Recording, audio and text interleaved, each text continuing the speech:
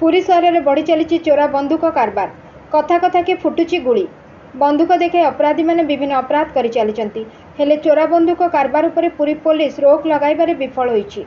अपराधी को पुलिस गिरफ्त करी बंदूक जबत करुवा बेले बंदूक केउठारु आसुछि किए चोरा बंदूक कारबार करुछि एहा पछरे किए अछि से दिगरे पुरी पुलिस तदंत करूनाही।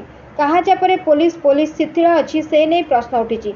तेबे आगकू साधारण निर्वाचन चोरा बंदूक कारबार उपर पुलिस कड़ा पदक्षेप ननेले आईन श्रृंखला स्थिति बिगिड़िबा आशंका रही।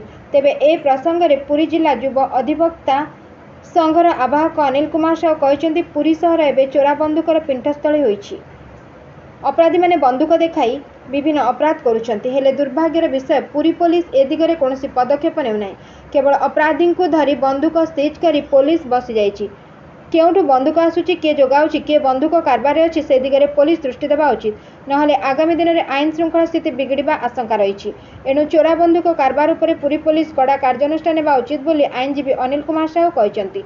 सेपटे पुरीर आउ जणे युवा आईनजीवी देवाशीष दास कहते चोरा बंदूक उपर पुलिस कड़ा पदक्षेप नेउ गुइंदा विभाग को आहरी सुदृढ़ करा जाऊ अपराधी डाटाबेस पुलिस रखा उचित दक्ष पुलिस अधिकारी को एक स्वतंत्र टीम गठन करा जाई चोरा बंदूक कारबार उपर नजर रखा जाऊ नहले अपराधी माने बंदूक को विभिन्न अपराध रे व्यवहार करेंगे जहाँकि आगामी निर्वाचन में स्थिति संगीन होबार आशंका रही।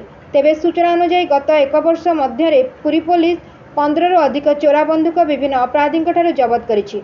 सेपटे आगामी निर्वाचन पर निर्वाचन कमिशन को गाइडलाइन अनुसार पुरी जिले में लाइसेंस प्राप्त बंदूक स्थानीय थाना रे देबाकू निर्देश दिया जहाँकि 80% बंदूक थाना को आसी।